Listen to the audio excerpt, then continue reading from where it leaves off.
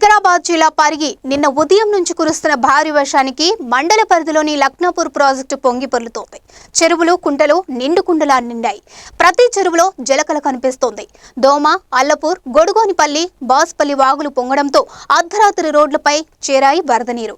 ఇక రోడ్లపై ఉన్న వాగుల దగ్గర పోలీసులు పహారా కాశారు. ఎటువంటి అవాంఛనీయ సంఘటనలు జరగకుండా వాగులు దాటే ప్రయత్నం చేయకుండా చూశారు పోలీసులు.